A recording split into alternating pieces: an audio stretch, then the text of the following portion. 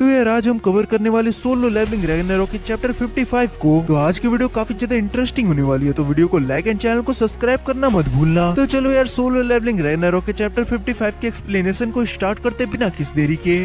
इस चैप्टर की शुरुआत में हम देखते कि सुहो सभी लोगों को बता रहा होता है कि वो इस की मदद से सभी की मेमोरीज को वापस ला सकता है, उन मेमोरीज को जो पिछले वर्ल्ड की है। जिस पर इधर हम देखते बेकियोनो सुहो से कहता है, मुझे लगता है तुम्हें इस चीज को मेरे ऊपर यूज करना चाहिए, क्योंकि यहाँ पर बस मैं ही रह गया हूँ जिसे अभी तक अपने पास्ट वर्ल्ड की मेमोरीज नहीं मिली है। तभी हम देखते वहाँ पर मियो आ जाती है और कहती है, डैड मुझे पता है कि आप अपने मेमोरीज को लेकर काफी ज्यादा चिंता में है, पर मुझे लगता है कि यहाँ पर आपको इस लड़के के ऊपर ऐसी विश्वास नहीं करना चाहिए। जिसके बाद बेक मिहो को साइड कर देता है और मिहो से कहता है, मैं संग सुहो पर काफी ज्यादा विश्वास करता हूँ और इसीलिए मैं सबसे पहले अपनी मेमोरीज को लाऊंगा और उसे देखना चाहूंगा। और सुहो के हाथ से उस की को अपने ऊपर यूज कर लेता है और हम देखते जैसी वो की सुहो बेक्यूनो के ऊपर यूज करता है, वहाँ पर आसपास काफी सारी डार्क एनर्जी फ्लो होने लग जाती है। और ये सब देखते हुए मिहो भी काफी ज्यादा परेशान हो रही थी और कहती है, डैड ये सब कुछ करने से पहले आपको सोच लेना चाहिए। जिसके बाद हमें बेक्यूनो को दिखाया जाता है जो कि रोते हुए कहता, मुझे नहीं लगा था कि मैं ऐसा कुछ भूल चुका हूँ और ये पिछले वर्ल्ड की मेमोरीज को देखने के बाद मुझे काफी अलग सा फील हो रहा है। तभी इधर हमें दूसरी तरफ लिमटाइगो और चोई को दिखाया जाता है जो कि अपने मन में सोच रहे थे कि यहाँ पर अब बेक को भी उसके पिछले वर्ल्ड की मेमोरीज वापस आ चुकी है। तभी हमें यहाँ पर दूसरी तरफ मिहो को दिखाया जाता है जो कि काफी ज्यादा हैरान थी और वहीं पार्क भी अपने मन में सोच रहा होता है कि ये यहाँ पर काफी ज्यादा मुसीबत खड़ी कर रहा है। तभी अचानक से हम देखते मिहो सुहो के पास आ जाती है और सुहो से कहती है, मैं भी चाहती हूँ कि यहाँ पर तुम इस की को मेरे ऊपर भी यूज करो जिससे मैं ये जान सकूँ कि तुम यहाँ पर ये सब कुछ सही कर रहे हो या नहीं। जिसके बाद हम दूसरी तरफ पार्क यानी वही अपोस्टल को देखते हैं जो कि अपने मन में कह रहा होता है कि यहाँ पर अगर सुहो मेरी मेमोरीज को नहीं देख पाया तो वो यहाँ पर समझ जाए कि मैं अपोस्टल हूँ। पर यहाँ पर मेरे पास एक और ऑप्शन है कि मैं यहाँ पर अपने सारे फॉलोअर्स के साथ इन सभी के ऊपर अटैक कर दूं। पर अगर मैं यहाँ पर ऐसा करता हूँ तो मैं अपने गोल को पूरा करने से पहले यहाँ पर हार जाऊंगा, क्योंकि मैं यहाँ पर अपने 1000 फॉलोअर्स के साथ इन सभी से नहीं लड़ सकता। इसके लिए मुझे अपने साथ और भी काफी सारे लोगों को इकट्ठा करना है। अब यहाँ पर बस मुझे थोड़ी देर के अंदर अपने डिसीजन को रेडी रखना चाहिए, क्योंकि यहाँ पर जब मेरी बारी आएगी तो मैं यहाँ पर क्या करूंगा। जिसके बाद हमें मिहो की तरफ का सीन दिखाया जाता है जहाँ पर मिहो बिल्कुल ही शौक होती है। वो कहती है, मुझे यहाँ पर कोई भी मेमोरीज नहीं आई संग सुहो। तभी हम देखते ये सुनकर वो अपोस्टल काफी ज्यादा हैरान हो जाता है। जिसके बाद इधर सुहो मिहो से कहता है, ये चीज तो काफी ज्यादा शॉकिंग है कि यहाँ पर तुम्हारी मेमोरीज क्यों नहीं वापस आई है। और वो कहता है, शायद ये कुछ देर बाद वर्क करे तुम्हारे ऊपर। जिसके बाद हमें बेरू को दिखाया जाता है और वो सुहो से कहता, मुझे लगता है ये चीज इस लड़की के ऊपर क्यों नहीं काम कर रही है, मुझे इसके बारे में पता है। तभी यहाँ पर मिहो बेरू को देख लेती है और वो कहती है, अब आखिर ये कीड़े जैसी क्या चीज है तुम्हारे पास, ये देखने में काफी ज्यादा वीक लग रहा है। तभी यहाँ पर बेरू काफी ज्यादा गुस्सा हो जाता है और कहता है, तुम कीड़ा किसे कह रही हो और मैं वीक तो बिल्कुल नहीं हूँ। तभी यहाँ पर सुहो बेरू से कहता है, बेरू जल्दी करो, जो बात है उसे कंप्लीट करो। जिसके बाद बेरू बताना शुरू करता है कि जब से ये वर्ल्ड रीसेट हुआ है उसके बाद से यंग मोनार्क आपके डैड यहाँ पर 20 साल तक शांति बनाए रखी, और मुझे लगता है कि जो 20 साल यहाँ पर इस वर्ल्ड में सभी लोगों ने शांति से काटे हैं उसकी वजह से यहाँ पर काफी कुछ बदल गया है। और मुझे लगता है ये जो लड़की है वो उस वर्ल्ड के रीसेट होने से पहले एग्जिस्ट ही नहीं करती थी। और जैसी ये बात मिहो सुनती है तो वो काफी ज्यादा शॉक हो जाती है और वो कहती है, क्या इसका मतलब मैं पास्ट वर्ल्ड में पैदा ही नहीं हुई थी। तभी यहाँ पर पाक डोजिन भी सुहो के सामने आ जाता है और वो सुहो की तरफ देखते हुए कहता है, लगता है अब शायद यहाँ पर मेरी बारी है। जिसके बाद सुहो पाक डोजिन के ऊपर उस की का इस्तेमाल करता है तो पाक डोजिन को भी उससे कोई इफेक्ट नहीं पड़ता। तब पाक डोजिन कहता, मुझे नहीं लगता यहाँ पर मुझे कुछ भी याद है पिछले वर्ल्ड के बारे में, शायद मैं भी पास्ट वर्ल्ड में एग्जिस्ट नहीं करता था। तभी यहाँ पर सुहो की तरफ देखते हुए अपने मन में कहता है, शायद ये भी पास्ट वर्ल्ड के अंदर एग्जिस्ट नहीं करता था। जिसके बाद इधर हम दूसरी तरफ योनहो और मिहो को देखते हैं और मिहो योनहो से कह रही होती है, डैड आप कितने ज्यादा बेकार हो, आपने मुझे बताया ही नहीं था कि मैं पास्ट वर्ल्ड में एग्जिस्ट ही नहीं करती थी। और वो अपने डैड के ऊपर काफी ज्यादा गुस्सा कर रही होती है। तभी हम देखते हैं जिनचुल सुहो के पास आके खड़ा हो जाता है और कहता है, देख सकते हो सुहो ये चीज कितनी ज्यादा अमेजिंग लग रही है। तब जिनचुल कहता है, क्या तुम्हें पता है तुम्हारे डैड ने इस दुनिया में 20 साल तक पीस बनाए रखा, जिसकी वजह से जो लोग पैदा नहीं हुए थे उस टाइम पर वो भी अब इस वर्ल्ड में एग्जिस्ट करते हैं, और यही तुम्हारे डैड भी चाहते थे, यहाँ पर इस दुनिया में पीस को मेंटेन करना। जिसके बाद सुहो अपने सामने सभी लोगों को देखता है और कहता है, डैड आपने ये सब कुछ इसीलिए किया था कि आप यहाँ पर सभी को खुश देख सके, और मैं भी बिल्कुल ऐसा ही करूंगा। और तभी यहाँ पर सुहो सबके सामने एक बात अनाउंस करता है और सभी से कहते हैं, यहाँ पर जो इन्वेडर्स हैं आउटर वर्ल्ड के वो यहाँ पर इस जगह पर अटैक करेंगे, और इस टाइम पर ये जो वर्ल्ड है वो अपने आप को संभाल नहीं पाएगा। आएगा और वो सभी डिस्ट्रॉय हो जाएगा। तो यहाँ पर मैं चाहता हूँ कि आप सभी जो गिल्ड मास्टर्स हैं वो सभी लोग मेरा साथ दें और हम यहाँ पर सभी मिलकर आउटर गॉड्स को हरा सकते हैं। और फिर हमें नेक्स्ट डे का सीन दिखाया जाता है और सभी जगह टीवी पे यही न्यूज दिखाई जा रही होती है कि जो वो विलन प्रिजन से एस्केप हुए थे उनको पकड़ लिया जा चुका है, क्योंकि जो हंटर एसोसिएशन था उन्होंने इसके ऊपर काफी जल्दी एक्शन लिया, जिसकी वजह से वो जो विलन्स थे उन्हें वापस से प्रिजन के अंदर डाल दिया गया है। और हंटर एसोसिएशन ने ये भी बताया कि उनसे पहले वहाँ पर कुछ हंटर्स थे जो वहाँ पर पहुंच चुके थे, उनमें से एक हंटर है सूहो। और आपको ये पता ही होगा कि काफी सारे लोगों ने बताया है कि वहाँ पर शैडो सोल्जर जैसे कुछ फिगर्स दिखाई दिए थे जो कि इसी लड़के की स्किल थी और इसी स्किल की वजह से उसने काफी सारे लोगों को बचाया भी है। और वहाँ पर जितने भी विलन्स थे उनको भी इसने प्रिजन में डाला और इसने उन विलन से काफी सारे सिविलियंस की जान भी बचाई है। और वो बताती है भले ही ये एक ई रैंक का हंटर था, लेकिन हमें बताया जा रहा है कि इसकी रीअवेकनिंग हुई है जिस वजह से इसकी पावर काफी ज्यादा बढ़ चुकी है। और हम देखते हैं ये न्यूज एक और बंदा देख रहा होता है और हमें दिखाया जाता है कि वो बंदा काफी ज्यादा गुस्से में था। और हम देखते हैं वो बंदा कोई और नहीं हवांग डोंग सुक था और वो गुस्से में सुहो का नाम लेता है संग सुहो। जिसके बाद सीन शिफ्ट होता है, हम देखते हैं सुहो को वो अपने सामने ये सारी न्यूज देखते हुए कहता है क्या न्यूज में आखिर ये क्या चल रहा है, रीअवेकनिंग ये फेक न्यूज। तब जिनचुल सुहो से कहता हम सबको सब कुछ सच नहीं बता सकते और ऐसा भी नहीं कि हम सब झूठ बोल रहे हैं, तुम्हारे साथ कुछ ऐसा ही हुआ है, लेकिन अगर तुमने अपना सच सबको बता दिया तो कि तुम एक ऐसे हंटर हो जो कि अपना लेवल अप कर सकता है। और जब ये बात सबको पता चलेगी तो चारों तरफ केओस फैल जाएगा, सब कोई तुमको देखकर जज करेंगे। और जैसे तुमने 3 गोल मेंशन किए थे पहले कि तुम्हारा सबसे पहला गोल कि तुम्हें लेवल अप करना है और इतना स्ट्रॉन्ग बनना है कि तुम अपने डैड के साथ खड़े हो सको, और उसके बाद तुम्हें सभी हंटर्स को एक साथ लेके आना है ताकि तुम आउटर गॉड्स का सामना कर पाओ। एंड लास्ट तुम उस अपोस्टल को पूरी तरीके से एलिमिनेट करना चाहते हो और उसके बाद तुम ये 3 गोल्स पूरे कर लोगे तो तुम सीधा अपने डैड की मदद करने जाओगे जो कि अब तक के आउटर स्पेस में अकेले फाइट कर रहे हैं। और तभी चॉयजोंग कहता अगर तुम सच में चाहते हो कि सभी लोग इतारिम से फाइट करने में तुम्हारी मदद करें तो तुम्हें और भी ज्यादा एंथुसियाज्म चाहिए और इसी वजह से तुम्हें अपने पब्लिक इमेज का ध्यान रखना होगा। तो अब से तुम सोचो तुम लोगों का दिल कैसे बदलोगे और लोगों को इसके बारे में कैसे बताओगे और उन्हें कैसे अपने सपोर्ट में लाओगे। ये सुनकर सुहो अपने मन में कहता हाँ वो बिल्कुल सही कह रहे हैं, मुझे आगे सबकी मदद की जरूरत होगी तो उसे अब से सब कुछ का ध्यान रखना होगा। और वो कहता आप जैसे मुझे एडवाइस दे रहे हैं ऐसा लगता है कि आप मेरी मदद करेंगे, क्यों है ना। ये सुनकर तभी बेक्योनो कहता है ऑफ कोर्स तुम कैप्टन संगिलहान के ग्रैंडसन हो तो मैं तुम्हारी मदद जरूर करूंगा और साथ ही हंटर संग जिनवू के बेटे जो कि ह्यूमैनिटी के लिए एक होप है, तो बिल्कुल मैं और मेरी guild the white tiger guild तुम्हारी मदद जरूर करेगा। जिस पर हम देखते चॉयजोंग भी एग्री करता है। ये सुनकर वो जिनचुल अपने मन में कहता तो चलो ये तो बहुत अच्छा हुआ, चॉयजोंग और बेक्योनो वो दोनों ही मान गए, सिर्फ अब एक ही बचा हुआ है। तभी हम लिम टैगो को देखते हैं, वो एक के बाद एक सवाल कर रहा होता है लीमेन संग के बारे में जैसे कि उसी ने उसको खत्म किया था। ये सुनकर सुहो भी हाँ कहता है, जिसके बाद वो सुहो से और भी सवाल पूछने लगता है जैसे कि वो सब में क्या कर रहा था, कैसा था तब, या फिर खत्म होने से पहले वो कैसा था। वो अपने मन में ये भी सोच रहे थे कि हाँ मैं जानता हूँ कि संग सुहो ने कुछ भी गलत नहीं किया, फिर भी मुझे नहीं पता कि मैं ये सवाल क्यों कर रहा हूँ। तभी सुहो कहता अगर आप ये सोच रहे हो कि आखिर उसके फाइनल मूवमेंट्स कैसे थे तो मैं बता दूं कि वो हंस रहा था। ये सुनकर लिम टैगो काफी ज्यादा हैरान हो जाता है, वो कहता है